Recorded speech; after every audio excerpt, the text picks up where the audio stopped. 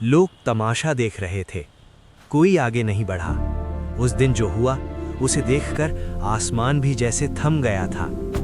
फिर एक अमीर लड़की ने ऐसा कदम उठाया कि इंसानियत शर्म से रो पड़ी, और एक गरीब लड़के की सूखी किस्मत पहली बार भीग गई। देहरादून की ठंडी सुबह, बस अड्डे पर भीड़, चाय वालों की आवाजें, धुंध में लिपटी पहाड़ियां। आनंद फटे पुराने बैग को सीने से लगाए खड़ा था, चेहरा थका हुआ, आंखों में कई रातों की अधूरी नींद।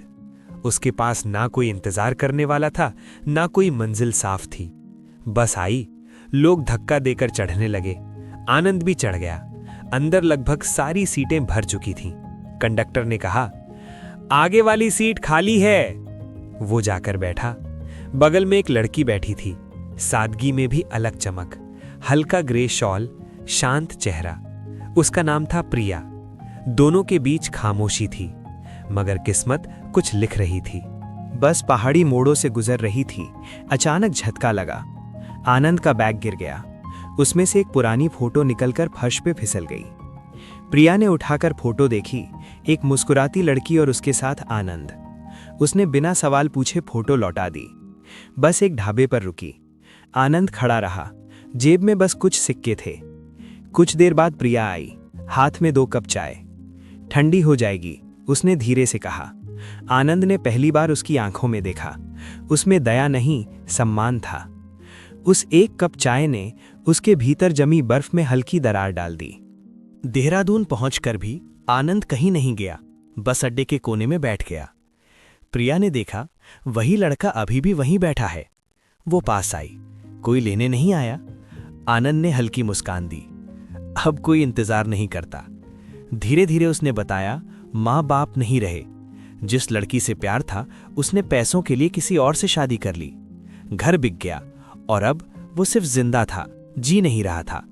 उसकी आंखें भीग चुकी थीं, पर आंसू गिर नहीं रहे थे। बस अड्डे पर कुछ लड़के आनंद का मजाक उड़ा रहे थे। देखो हीरो को, छोड़ी गई मोहब्बत का मारा। लोग देख रहे थे, कोई आगे नहीं बढ़ा। तभी प्रिया तेज कदमों से आई।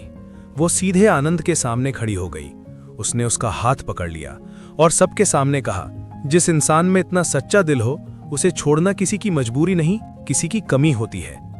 भीड़ चुप हो गई। उस दिन सच में इंसानियत रो पड़ी थी। प्रिया ने कहा, मेरे ऑफिस में काम है, अगर चाहो तो। आनंद ने झिझकते हुए हामी भर दी। घर बड़ा था मगर खाली, दीवारें सजी हुई मगर खामोश। प्रिया अकेली रहती थी, पति का देहांत हो चुका था। धीरे धीरे आनंद ने बगीचे को ठीक किया, टूटी कुर्सियां ठीक की, घर में फिर से हरियाली लौटी। एक शाम तेज बारिश हो रही थी, बिजली चली गई। दोनों बरामदे में खड़े थे। आनंद बोला, कभी लगा नहीं था कि जिंदगी मुझे दोबारा मौका देगी। प्रिया मुस्कुराई, जिंदगी नहीं देती, लोग देते हैं। उस रात पहली बार आनंद ने सुकून से नींद ली। अब आनंद नौकरी पर जाने लगा, घर लौटकर चाय बनाता।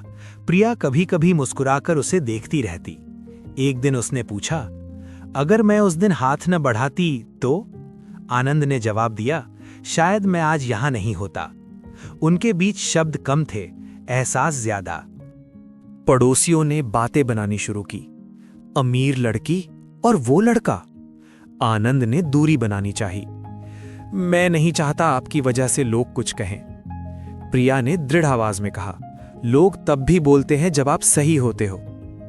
एक दिन प्रिया उसे मंदिर ले गई।